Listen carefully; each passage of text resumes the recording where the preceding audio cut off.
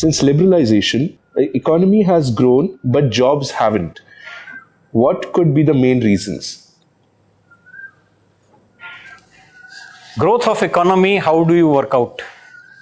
From GDP? Now, how do you work out GDP is a question. Suppose there are number of companies. Some are suppliers, some are OEMs, some are super OEMs and stuff like that. Okay. So in the entire value chain, you are adding everybody's turnover. Turnover from company 1, company 2, company 3, company 4, company 10. Now all these 10 companies are in series. Suppose the 10th company at the end is making and selling a car. Now you will take the turnover of 10th company, the turnover of 9th company, the turnover of 8th company, turnover of 1st company, add all of them. But that's not correct. Because whatever 9 companies have done is also factored in the 10th turnover. Right? So basically you have to talk about not turnover but value add. You have to talk about value add. So let us say second company, for what did they buy their material and for how much they have sold their material, what is their delta? That is their value add. You get my point? So that is the value add. So basically if you take only value add, then it will not look as attractive as it looks from other indices.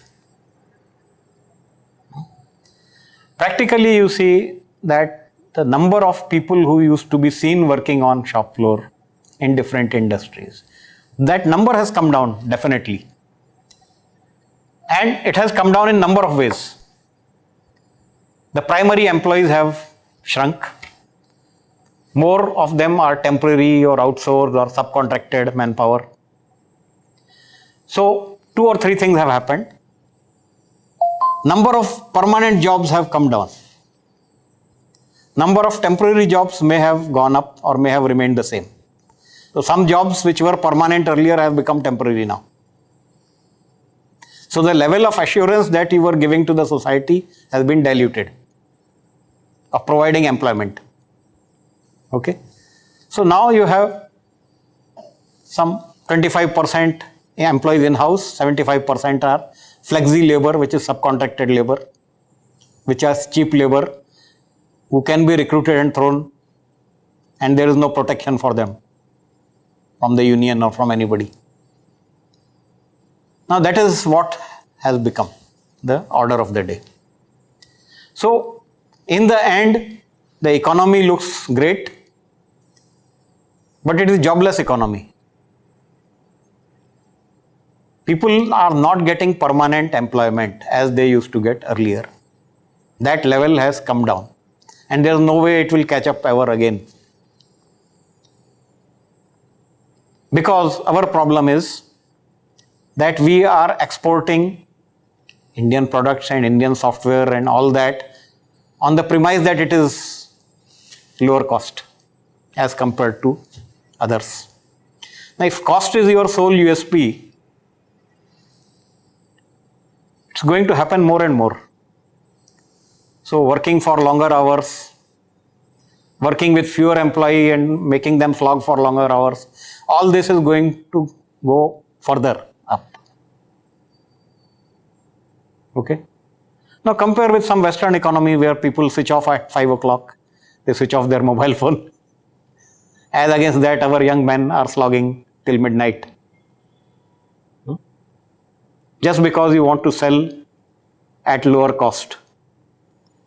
Which gives us another direction that probably going further we should not look for selling on cost proposition. We should be selling world-class products at premium. That is the direction, strategic direction of growth that should take us there. So that we market something which we sell at heavy premium and we are able to get away with that. And still people are buying. There is a demand for that. Okay. So I'm sure we can do it. Certainly in the matter of arts, craft, handicraft, we have been able to do it. Gems, jewelry, textiles, we have been able to do it. In engineering, why we should not be able to do it? A question mark. But then we can always do it. If we could do it for everything else, we could do here as well. Another thing is that there is a talk of self-reliance and making everything in-house and unloading everything, cutting down imports. Now, that is not going to happen, frankly, because we are in a world that is interconnected. Now, today, any product which we make, for example, machine tool or automation related product or electronics, how Indian is a big question. Suppose you take any Indian product. What is the Indian content in that Indian product?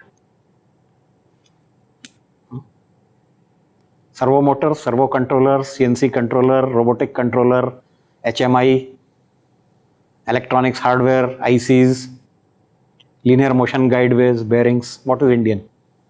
You find that there's hardly anything that is basically Indian.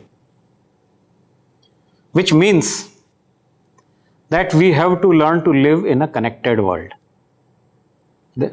Okay? So we can focus on doing what we are best at doing. And that we should do and sell at high premium. For example, temperamentally, Indians are good at building a house rather than making a brick. Let us accept that. Let us build a house. Let others do the brick. We decide that, okay, others will do the brick. We don't do. We don't make semiconductor ICs, we make the higher end products. The system integration part we do.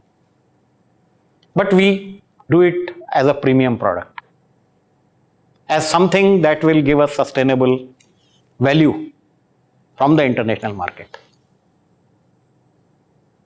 Okay.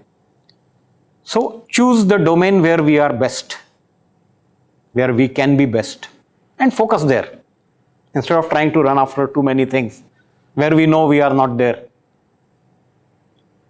Okay. Now it's too late to catch up there. We'll not be able to do most probably. So let us go one step ahead instead and do things what we are able to do best. We are strong in making entertainment content, let us do that. But let us make it world class. Now, how many of our Bollywood stuff is world class is a question mark today. But it could become world class. Why not? Certainly it can become. Okay. We have no doubt that it can become world class easily. Okay. So let us focus there. Whatever we are good at doing, let us focus there. Well, with this, we have come to the end of today's talk. Please take this movement forward. Please share it with your friends. Open Mind is an engineer's workshop, and our goal is to engineer our future. Please